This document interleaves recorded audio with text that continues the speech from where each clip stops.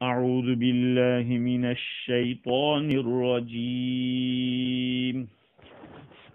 بسم الله الرحمن الرحيم.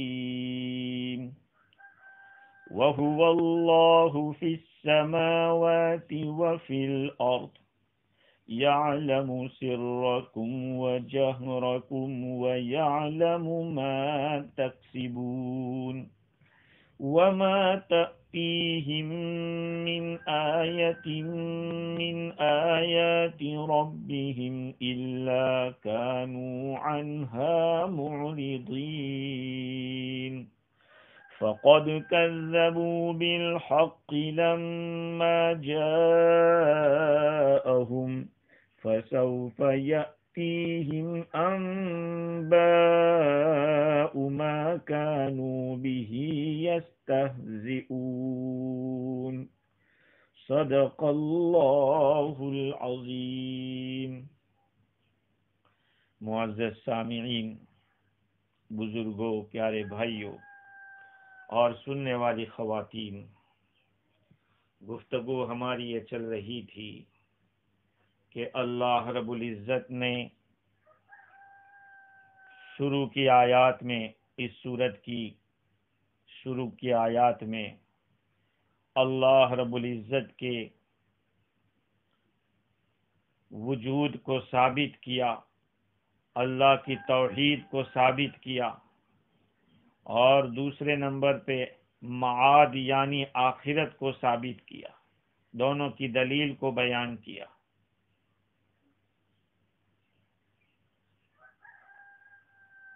اور عالم اکبر اور عالم اصغر، ان دونوں کی تخلیق کو بیان کیا کہ آسمان و زمین کو، روشنی اور تاریکی کو اللہ تعالیٰ نے بنایا، پھر بھی یہ کفر کرنے والے دوسری چیزوں کو اللہ کے برابر بتاتے ہیں. پھر دوسرے نمبر پہ اللہ رب العزت نے عالم اصغر حضرت انسان کی تخلیق کو بیان کیا اور اس کے اینڈ کو بیان کیا کہ ایک مدت ہے جس میں انسان مر جائے گا، اور دوسری ایک مدت ہے جس میں دنیا ختم ہو جائے گی. ابھی جن آیات کو میں نے پڑھا اس میں اللہ رب العزت نے اپنی صفت علم کو بیان کیا ہے. اوپر والی آیتیں اللہ کی کمال قدرت پر دلالت کر رہی تھی کہ جو آسمان بنا سکتا ہے، زمین بنا سکتا ہے، روشنی اور تاریکی بنا سکتا ہے، اور حضرت انسان کو اس صفت کے ساتھ بنا سکتا ہے، وہ اتنی قدرت والا ہے. تو جہاں اس کے پاس قدرت کامل ہے تو علم بھی اس کا کامل ہے، تمام معلومات کو وہ جانتا ہے. اور دوسری ایک بات یہ بھی ہو سکتی ہے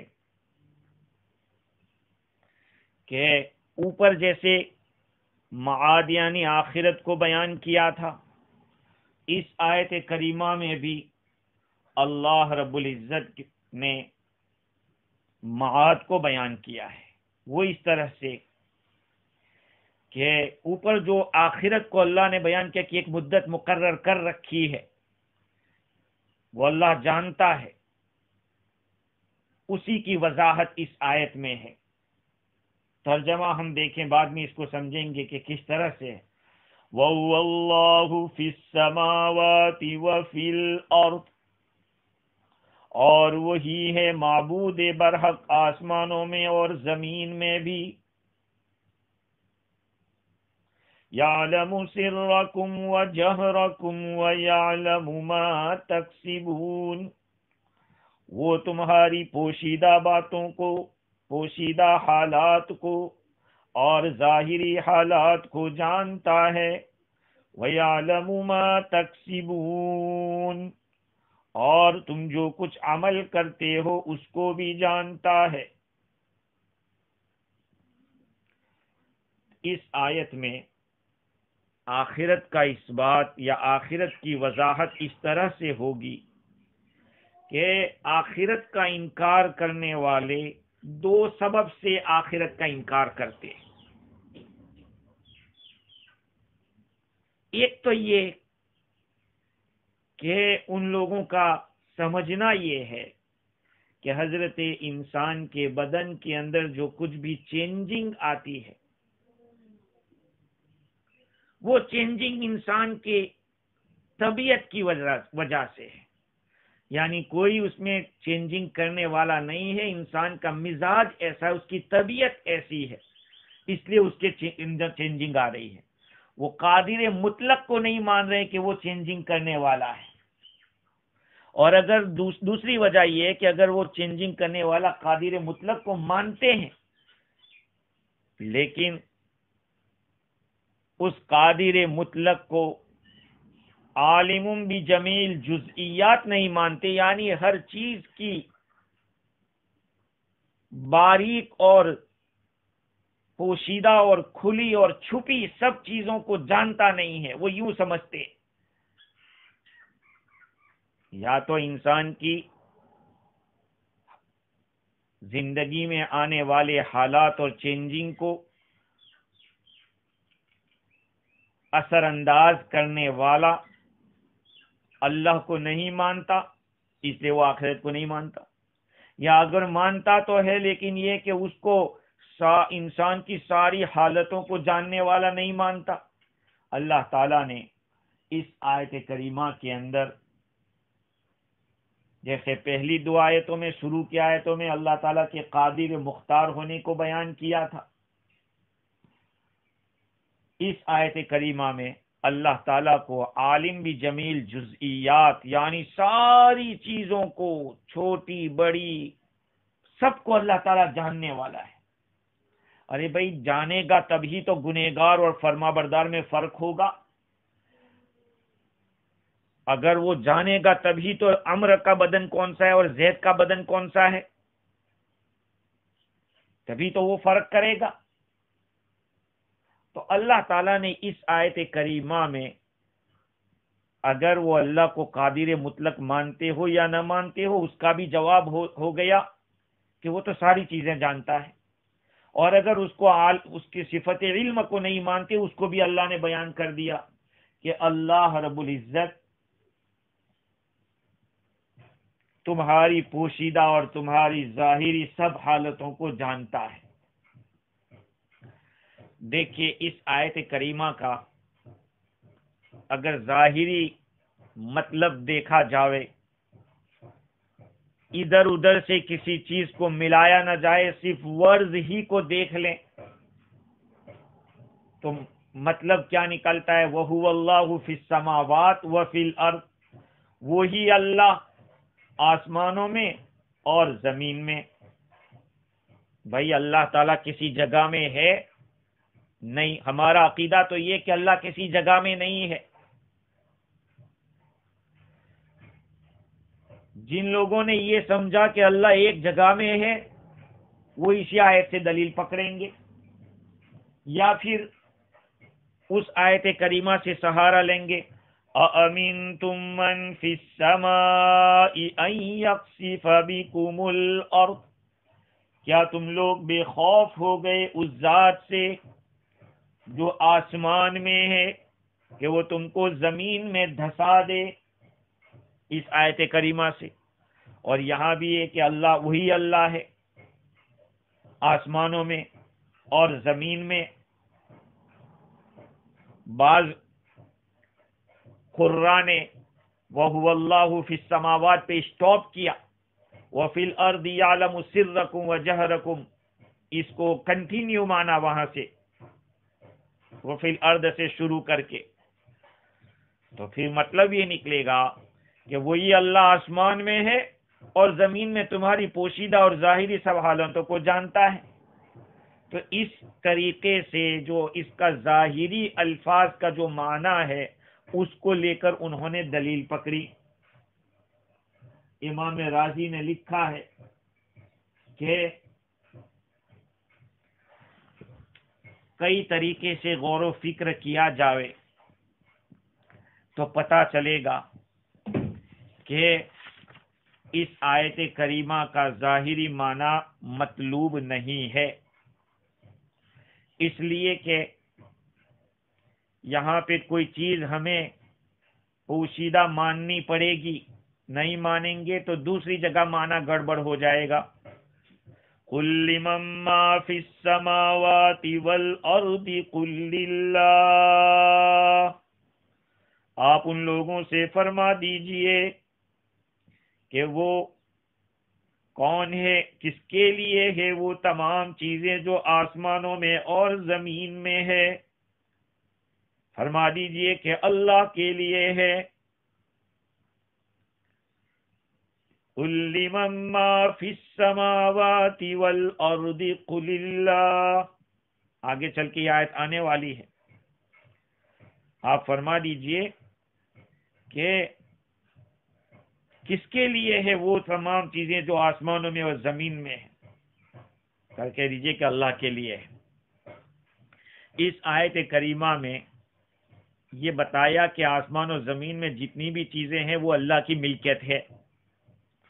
اب اگر ہم یہ ماننے جائیں کہ اللہ آسمان میں ہے تو پھر مطلب یہ نکلے گا کہ اللہ خود، ساری چیزیں تو اللہ کی مملوک ہے اور اللہ بھی اپنی مملوک ہے، کیونکہ اگر آسمان میں موجود خدا کو مانتے ہیں تو پھر اپنی ذات کا مالک ہونا، اپنی ملکیت کا، خود کا اپنی ملکیت میں ہونا لازم آئے گا، اور یہ محال ہے۔ اب سوال یہ ہے کہ قرآن مجید میں جو آیت آپ نے پیش کی ہے وہ تو ماں ہے، کون سی چیز، تو اللہ کے لیے تو من آئے گا، ماں نہیں آنا چاہیے۔ تو اس کا جواب دیا کہ قرآن مجید میں بہت سی جگہ اللہ کے لیے ماں کا لفظ آیا ہے۔ وَلَا أَنْتُمْ عَابِدُونَ مَا أَعْبُدُ، تم نہیں عبادت کرو گے اس ذات کی جس کی میں عبادت کرتا ہوں۔ وَالسَّمَاءَ وَمَا بَنَاهَا، وَالسَّمَاءِ وَمَا بَنَاهَا، آسمان کی قسم اور اس ذات کی قسم جس نے اس کو بنایا۔ وَالْأَرْضِ وَمَا طَحَاهَا، زمین کی قسم اور اس ذات کی قسم جس نے زمین کو بنایا، زمین کو پھیلایا۔ اتنی ساری جگہ کے اوپر اللہ تعالیٰ کی ذات کے لیے ماں کا لفظ آیا ہے، اس لیے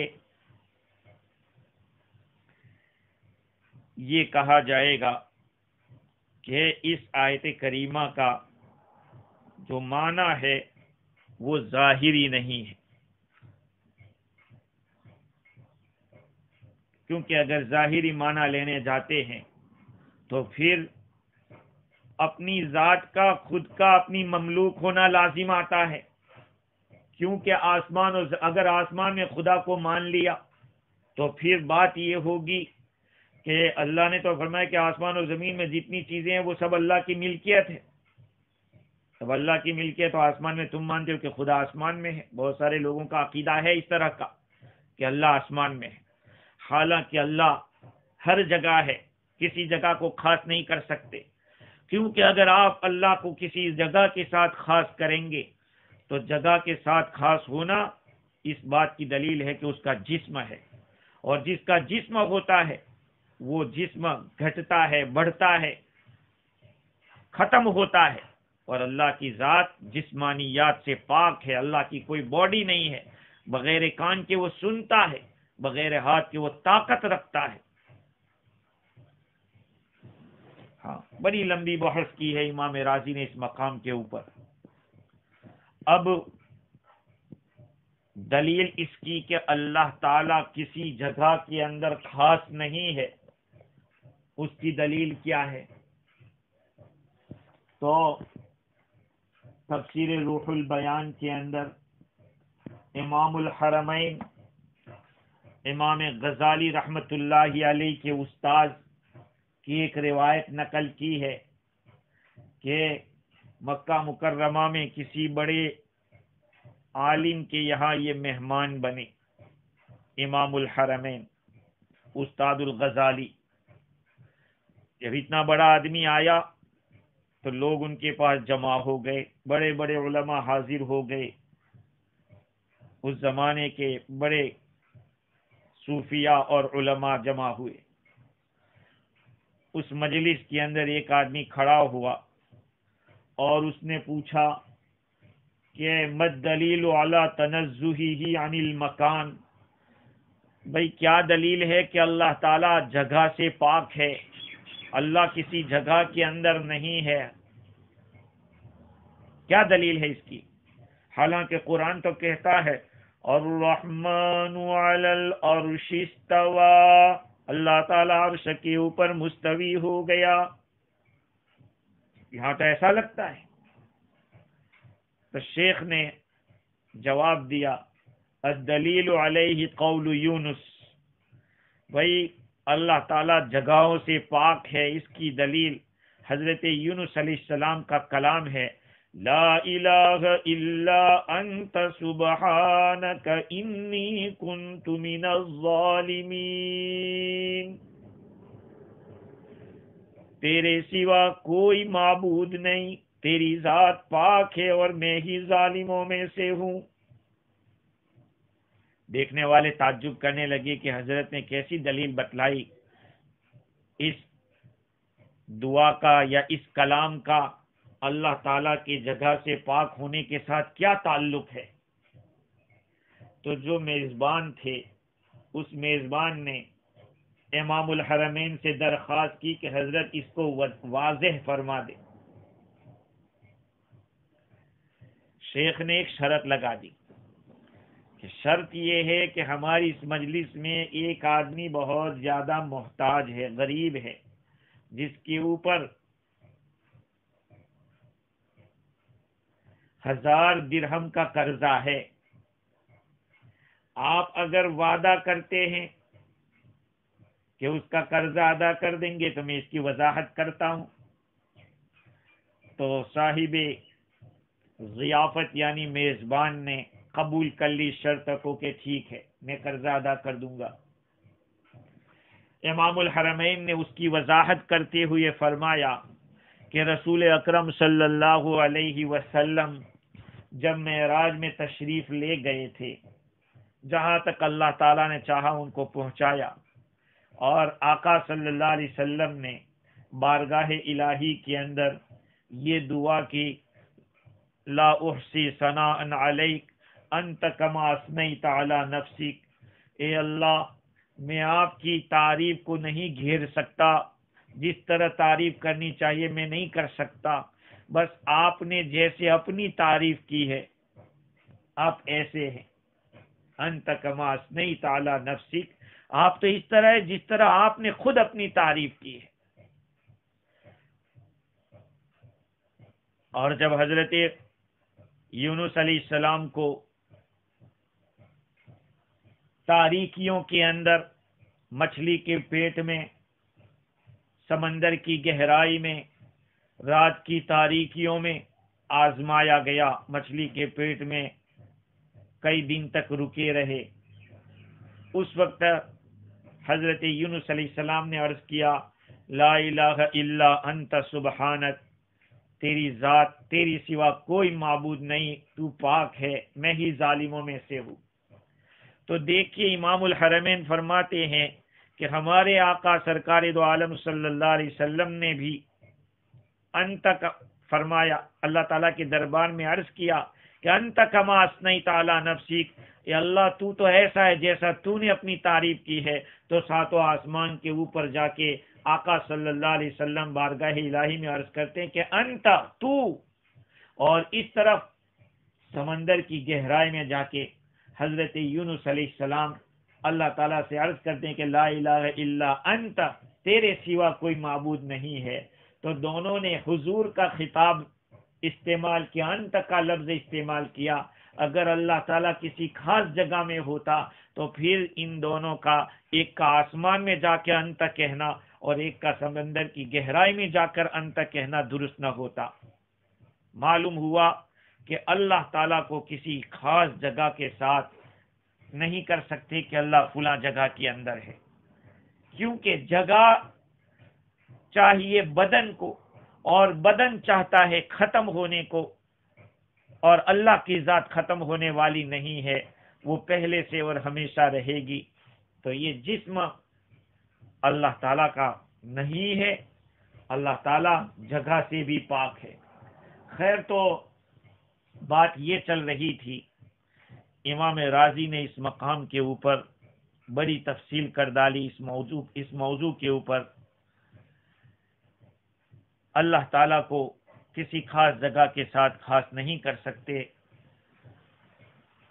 وَهُوَ اللَّهُ فِي السَّمَاوَاتِ وَفِي الْأَرْضِ، اللہ تعالیٰ کے آسمانوں میں بھی اس کی تدبیر چلتی ہے اور زمین میں بھی اس کی تدبیر چلتی ہے۔ وہی اللہ معبود ہے آسمانوں میں بھی اور زمین میں بھی۔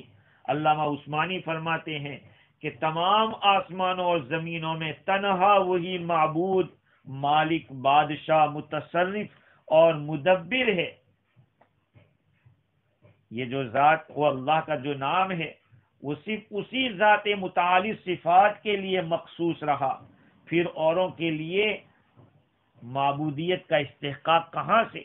دوسرے کو معبود بنانا کیسے صحیح ہوگا؟ وَهُوَ اللَّهُ فِي السَّمَاوَاتِ وَفِي الْأَرْضِ يَعْلَمُ سِرَّكُمْ وَجَهْرَكُمْ، اللہ تعالیٰ تمہاری پوشیدہ چیز کو بھی جانتا ہے اور تمہارے ظاہری چیز کو بھی جانتا ہے۔ یہ سر پوشیدہ ہونا یہ دل کی صفات میں سے ہے، اور دل کے اندر جو دوائی ہے، آدمی کو کھینچنے والی، آدمی کو ابھارنے والی جو چیزیں ہیں وہ دل میں ہوتی ہے۔ بھئی رغبتیں پیدا ہونا، ڈر پیدا ہونا، یہ ساری چیزیں دل میں پیدا ہوتی ہے۔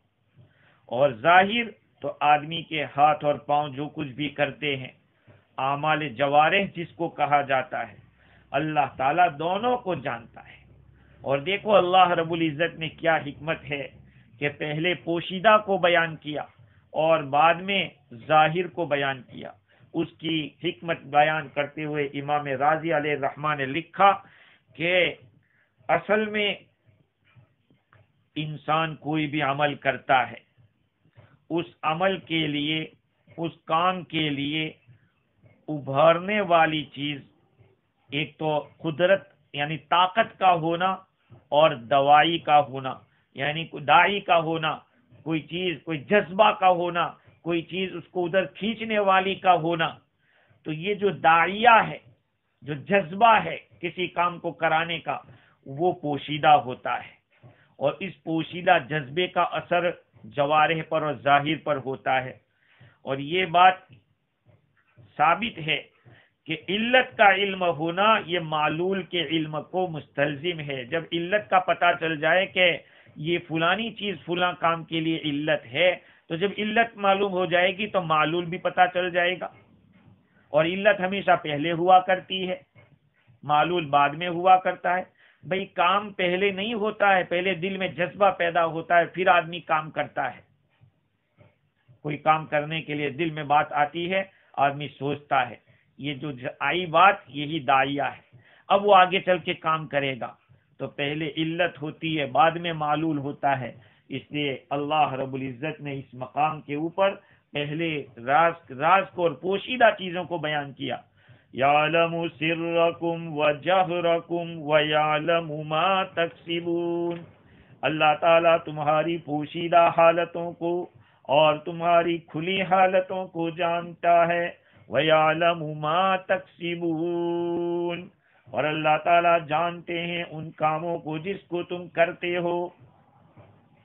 اللہ تعالیٰ دونوں کو، پوشیدہ اور ظاہری، یہ دو چیزیں تو آ گئی۔ تیسری ایک چیز اور ہے، بھائی ایسے دیکھنے جاوے تو ہمارے سامنے تو دو چیزیں آتی ہیں، کھلی اور پوشیدہ، ظاہر اور باطن۔ یہ تیسری اور ایک چیز بھی ہے جس کو تکسبون اللہ تعالیٰ نے بیان کیا۔ وہ تکسبون کیا ہے؟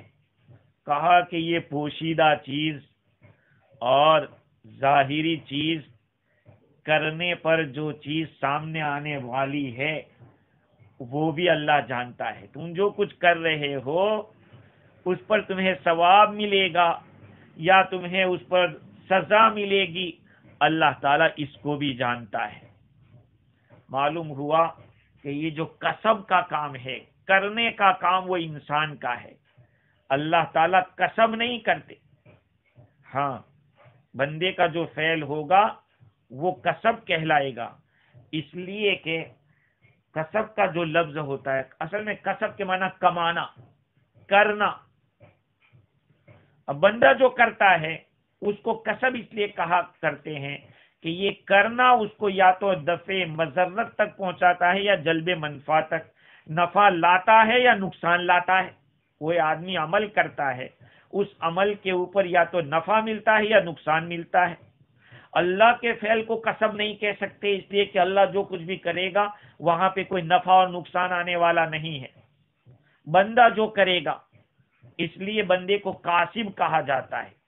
ہاں، اللہ تعالیٰ کے فعل کو کسب نہیں کہہ سکتے، اس لیے کہ اللہ تعالیٰ نفع اٹھانے سے اور نقصان کو دفع کرنے سے پاک ہے، اس کو نہ کوئی نقصان پہنچا سکتا ہے اور نہ اس کو کسی نقصان کا خطرہ ہوتا ہے، نہ کسی نفع کی کوئی امید ہوتی ہے، نہ وہ نفع کا محتاج ہوتا ہے۔ بندہ چونکہ محتاج ہے، اس لیے کسب کا لفظ بندے کے لیے آتا ہے۔ خیر، اللہ رب العزت نے اس آیت کریمہ کے اندر بتلا دیا کہ آسمانوں اور زمین میں تدبیر کرنے والا متصرف وہی ہے، اور اسی لیے وہ عبادت کا لائق ہے، کیونکہ وہی ہماری ظاہری اور باطنی حالتوں کو جانتا ہے۔ ہمارے ہر قول اور ہر فعل سے اللہ تعالیٰ واقف ہے۔ انسان اچھا بولتا ہے، اس کو بھی اللہ جانتا ہے، برا بولتا ہے، اس کو بھی اللہ جانتا ہے۔ آگے اللہ تعالیٰ فرماتے ہیں وَمَا تَأْتِيهِم مِّنْ آيَةٍ مِّنْ آيَاتِ رَبِّهِمْ إِلَّا كَانُوا عَنْهَا مُعْرِضِينَ فَقَدْ كَذَّبُوا بِالْحَقِّ لَمَّا جَاءَهُمْ فَسَوْفَ يَأْتِيهِمْ أَنبَاءُ مَا كَانُوا بِهِ يَسْتَهْزِئُونَ۔ ان کفار کے پاس، ان لوگوں کے پاس کوئی بھی نشانی آتی ہے ان کی رب کی نشانیوں میں سے تو وہ اس سے اعراض ہی کرتے ہیں۔ فقد کذبوا بالحق، انہوں نے اس سچی کتاب قرآن کی بھی تکذیب کی جب ان کے پاس آ گیا۔ انہوں نے حق کی تکذیب کی جب حق ان کے پاس آ گیا۔ اگر حق سے مراد کتاب لے، بعد میں چل کے تفسیر آتی ہے کہ حق سے کیا مراد ہے۔ فَسَوْفَ يَأْتِيهِمْ أَنبَاءُ مَا كَانُوا بِهِ يَسْتَهْزِئُونَ، جلد ہی ان کو خبر مل جائے گی اس چیز کی جس کے ساتھ یہ لوگ مذاق اور استہزاء کیا کرتے تھے۔ اللہ تعالیٰ نے اس سورت کے شروع میں توحید کا تذکرہ کیا، آخرت کا تذکرہ کیا، پھر ان دونوں کو ثابت کرنے کے لیے اللہ تعالیٰ نے دلائل بیان کیے۔ اب یہاں اللہ تعالیٰ نبوت کو بیان کر رہے ہیں، نبی کی نبوت کو ثابت کر رہے ہیں، اس طرح سے کہ اللہ رب العزت انبیاء کرام کو واضح دلائل لے کر بھیجتے رہے۔ تو ان لوگوں کا کام یہی رہا کہ وہ دلائل سے اعراض ہی کرتے رہے۔ اللہ تعالیٰ کی طرف سے جو نشانیاں آتی تھی، وَمَا تَأْتِيهِم مِّنْ آیَةٍ، اب میں گرامر کے لحاظ سے تو بات کیسے کر سکتا ہوں؟ اتنا کہہ سکتا ہوں کہ اس آیت کا مطلب ہے کہ جو کوئی بھی آیت ان کے پاس آتی، جو کوئی بھی، کیونکہ ماں یہاں پہ نیگیٹو کے لیے ہے اور من کا جو لفظ ہے وہ یہ معنی پیدا کرتا ہے کہ جب کبھی کوئی بھی آیت ان کے پاس آئی اپنے رب کی آیتوں میں سے، ان کے رب کی نشانیوں میں سے، تو انہوں نے اعراض ہی کیا۔ اب یہ نشانیاں دو طرح کی ہوتی ہیں، نشانیاں چاہے تنزیلیہ ہو یا یہ کہ تکوینیہ ہو۔ تکوینیہ کا مطلب یہ ہے کہ اللہ تعالیٰ نے اپنی قدرت سے کوئی معجزہ دکھا دیا یا کوئی عجیب اللہ تعالیٰ نے اپنی کاریگری دکھا دی، تو ان لوگوں کے پاس اللہ تعالیٰ نے ایسی نشانیاں بھی بھیجی جیسے کہ نبی اکرم صلی اللہ علیہ وسلم کے زمانے میں حضور کا معجزہ شق قمر آیا۔ شق قمر، چاند کے ٹکڑے ہو جانا، ایک ٹکڑا باقی رہنا، ایک ٹکڑے کا دوسری طرف گر جانا۔ ان لوگوں نے اس کا مذاق اڑایا، اس کو مانا نہیں۔ تو یہ تو تکوینی دلائل ہے،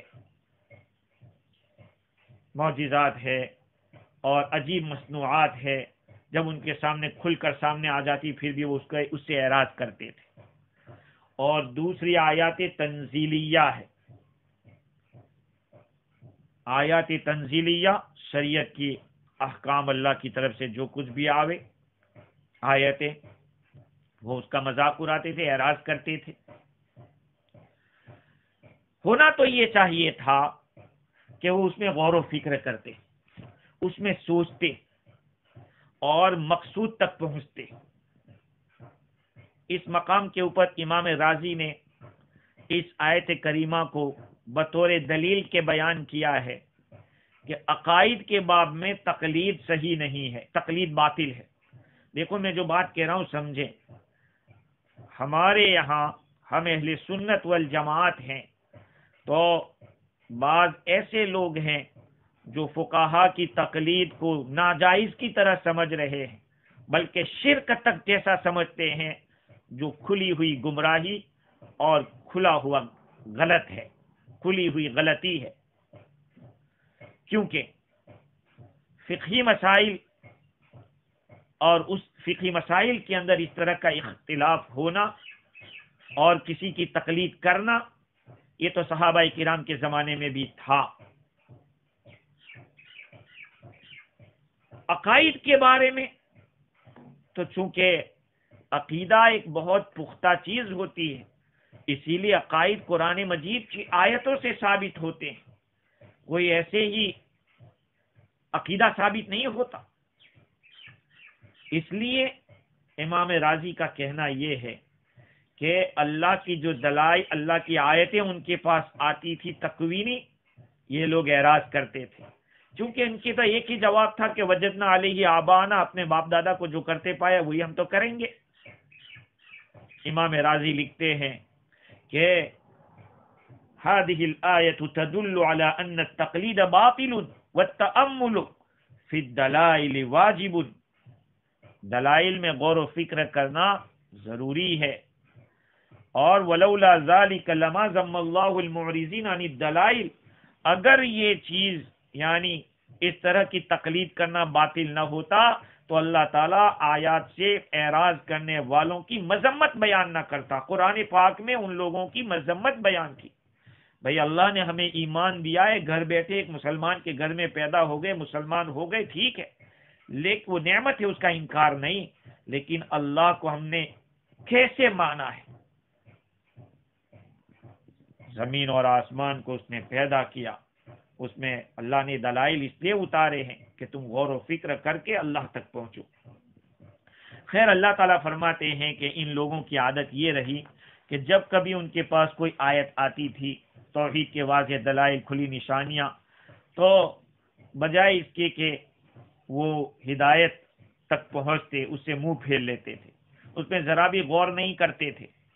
فَقَدْ كَذَّبُوا بِالْحَقِّ لَمَّا جَاءَهُمْ، یقیناً انہوں نے حق کو جھٹلایا ہے جب ان کے پاس آ گیا۔ اب حق سے کیا مراد ہے؟ امام رازی نے لکھا ہے کہ اس میں کئی اقوال ہیں اور سب کو جمع بھی کر سکتے ہیں، سب شامل ہو سکتے ہیں۔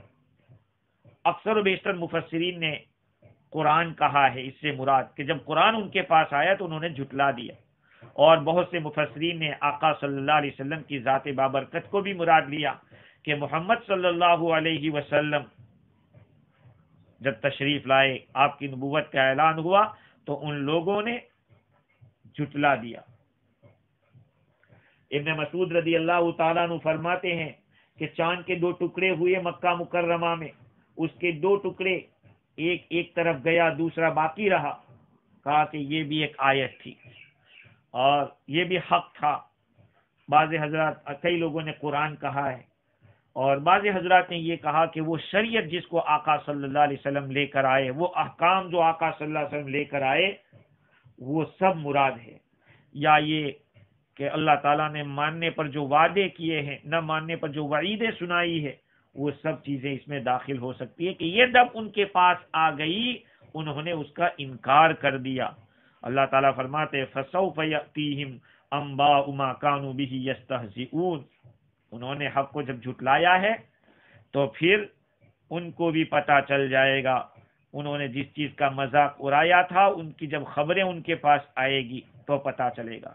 اور یہ حضور اکرم صلی اللہ علیہ وسلم کی پوری زندگی مکہ والوں کے سامنے تھی۔ 40 سال میں نبوت کا اعلان کیا ہے آپ نے، تو 40 سال کی زندگی میں صادق، الامین اور کیا کیا القاب سے آپ کو یاد کرتے تھے۔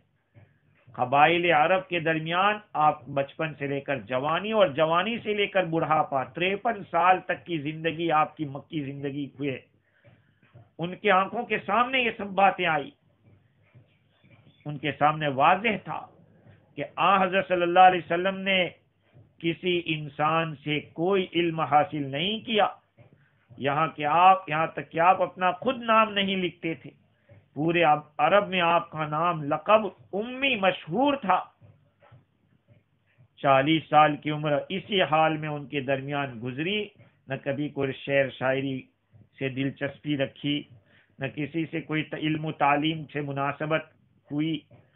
40 سال پورے ہوتے ہی دفعتاً آپ کی زبان مبارک سے وہ حقائق و معارف اور علوم و فنون جاری ہو گئے کہ دنیا کے بڑے بڑے ماہر فلاسفہ بھی ان کے سامنے عاجز نظر آئے۔ عرب کے تمام فصحاء بلغاء کو اپنے لائے ہوئے کلام کا مقابلہ کرنے کے لیے چیلنج کر دیا، آج بھی وہ چیلنج موجود ہے۔ حضور اکرم صلی اللہ علیہ وسلم کو شکست دینے کے لیے اپنی جان و دل، عزت و آبرو، اولاد و خاندان سب قربان کرنے کے لیے وہ لوگ تیار تھے، لیکن کسی کی ہمت نہیں ہوئی کہ اس چیلنج کو قبول کر کے ایک آیت لے آتے۔ ایک آیت لے آئے، قرآن نے تو یہاں تک چیلنج کیا۔ حضور اکرم صلی اللہ علیہ وسلم اور آپ کا لایا ہوا قرآن، یہ آپ کی سچائی کا بہت بڑا شاہکار اور بہت بڑی دلیل تھی۔ اس کے باوجود حضور کے بہت سارے معجزات بھی دیکھے، کھلی کھلی نشانیاں بھی دیکھی، پھر بھی انہوں نے جھٹلایا، حق کو جھٹلایا جب ان کے پاس آ گیا۔ اللہ تعالیٰ فرماتے ہیں کہ ان کو پتہ چل جائے گا، جس کا وہ مذاق کر رہے ہیں اس کی خبریں جب ان کے پاس آئے گی۔ وہ خبریں کیا ہے؟ عذاب ہے، اللہ کا عذاب جب ان کے پاس آئے گا تو پتہ چلے گا۔ اللہ تعالیٰ فرماتے ہیں وَلَتَعْلَمُنَّ نَبَأَهُ بَعْدَ حِينٍ، تم ضرور جانو گے اس کی خبر۔ نبا اصل میں بڑی خبر کو کہتے ہیں، اور مذاق کی خبر کیا ہوگی؟ عذاب ہوگا۔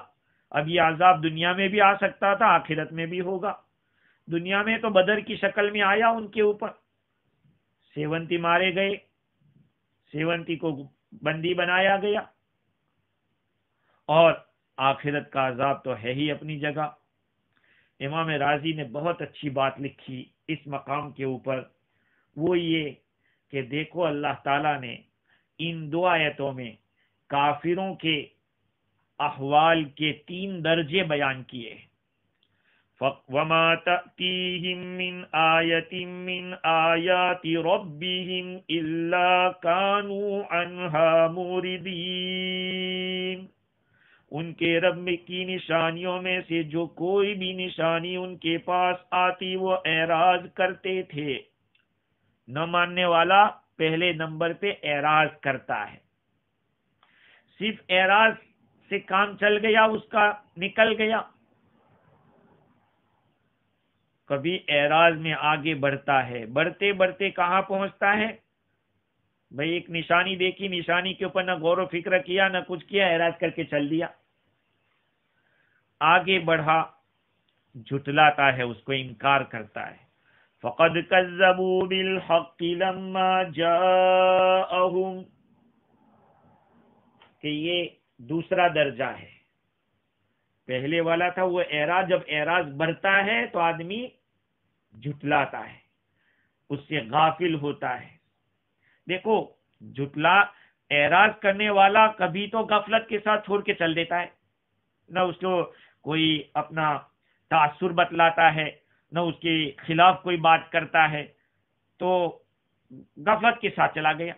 لیکن ایک اعراض کرنے والا ایسا ہے کہ اپنے اعراض میں اتنا بڑھا کہ غفلت نہیں کی اس نے، بلکہ اس نے جھٹلا دیا، اعتراض کرنے لگا. یہ دوسرے نمبر کا کفر ہے. اور تیسرے نمبر پہ جب جھٹلانے میں بہت آگے بڑھ جاتا ہے تو پھر وہ مذاق کرتا ہے، یعنی تکذیب کے اعلیٰ درجے پہ وہ چلا گیا. جب آدمی انکار کے اس حد تک پہنچ جاتا ہے کہ اس کا وہ مذاق کرتا ہے تو پھر اس کی واپسی بہت مشکل ہوتی ہے. یہ کفر کے 3 درجے ہیں. ہاں، ایک اعراض والا، دوسرا تکذیب والا، اور تیسرا استہزاء والا. اللہ تعالیٰ فرماتے ہیں کہ ان کو پتہ چل جائے گا جب ان کے پاس وہ خبریں ان کے پاس آئے گی، فَسَوْفَ يَأْتِيهِمْ أَنْبَاءُ مَا كَانُوا بِهِ يَسْتَهْزِئُونَ، جس کا وہ مذاق کرتے تھے ان کی خبریں ان کے پاس آنا چاہتی ہے. یہ وعید ہے اللہ تعالیٰ کی طرف سے اس مذاق کے اوپر. خبریں آنا، تو خبریں تو مذاق انہوں نے کیا وہ تو ان کو معلوم ہے، لیکن یہاں صرف خبریں مراد نہیں ہے، بلکہ ان خبروں کا ریئیکشن ہے، اس کی جو پاداش اور سزا ہے، عذاب ہے. اللہ تعالیٰ نے جس کی خبر دی تھی قرآن پاک کے اندر کہ وَلَتَعْلَمُنَّ نَبَأَهُ بَعْدَ حِينٍ، اس کے بعد تمہیں ایک مدت کے بعد پتا چلے گا یہ جو کچھ تم نے کیا ہے. عقل مند آدمی جب کسی چیز سے دھمکاتا ہے تو پتا چلے گا تم کو، دیکھو معلوم ہو جائے گا تم کو اس کا خمیازہ کیا ہوتا ہے، اس کے کرنے کی سزا کیا ہوتی ہے. تو چونکہ اللہ رب العزت نے اپنے کلام پاک میں سزاؤں کو بھی بیان کیا ہے، اس لیے اللہ تعالیٰ نے یہاں عذاب کو تو بیان نہیں کیا، ایسے دھمکایا کہ یہ جو کچھ تم نے مذاق کیا، اس مذاق کا بھی کیا ری ایکشن ہوتا ہے، مذاق کی خبریں جو آئے گی تو پتہ چلے گا، ان قریب تمہارے پاس آنے والی. اس کے بعد اللہ رب العزت نے اگلی قوموں کے کچھ حالات بیان کیے ہیں. پہلے لوگوں نے اپنے نبیوں کو جھٹلایا تو اللہ رب العزت نے ان کے ساتھ کیا کیا معاملہ کیا. حالانکہ ان قوموں کو اللہ نے کیسا نوازا تھا، کیا کیا ان کو پاور دیا تھا، کیا کیا فیسیلیٹی اللہ رب العزت نے ان کو دی تھی، لیکن جب انہوں نے ان نبیوں کی ناقدری کی اور اللہ کے پیغام کی ناقدری کی تو پھر اللہ تعالیٰ نے ان کو کیسا برباد کر دیا، تباہ کر دیا. اللہ تعالیٰ اپنی پکڑ سے ہم سب کی حفاظت فرماوے. انشاءاللہ مزید گفتگو کل کریں گے. اللہ تعالیٰ قرآن مجید سے محبت عطا فرماوے، قرآن مجید سے والہانہ تعلق ہمارا ہو، اس کو سمجھیں بھی اور عمل کی بھی فکر کریں. وآخر دعوانا ان الحمد للہ رب